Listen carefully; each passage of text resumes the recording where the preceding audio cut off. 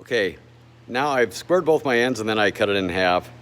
From here, I look to see which are my best faces, and I put my best faces to the outside, and I drew a O on both of them, just letting me know those are the ones that go out. Okay, if I have any bad areas, I try to put those to an outside edge. Okay, because then when I put my pattern, and make sure when you put your pattern on, you go the same direction with the wood grain that the pattern says. Okay, if you go the wrong direction, it's gonna make your project not look very good. Okay, so if you have a bad spot, a lot of times we can take and cut this off. It all depends upon how you lay it on here. Okay, so once we have that established, where we're going to put it and how we're going to lay it on here. All right, 21 says place the pattern on the board with the grain direction on the pattern going the same direction as the grain on the board, so we did that.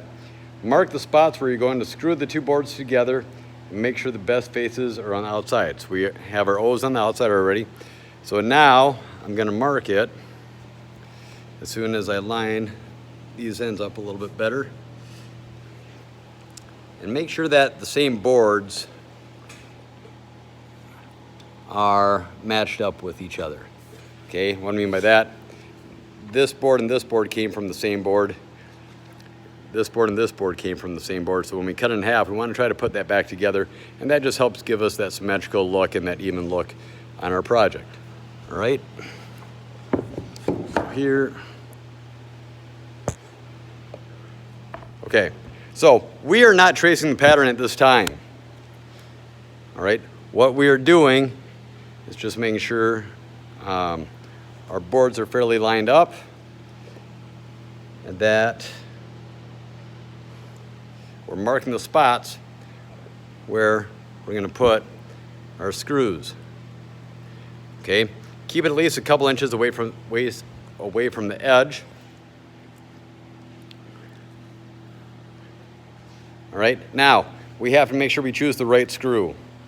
Okay, I've got the two different screws that we're using here. These are each 1.25 inches, but you can see there's a difference in the threads.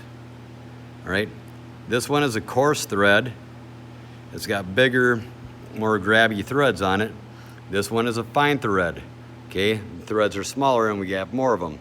And they each have auger bits on them, which is a cutting bit. You don't need a pre-drill with these because it cuts as it goes in.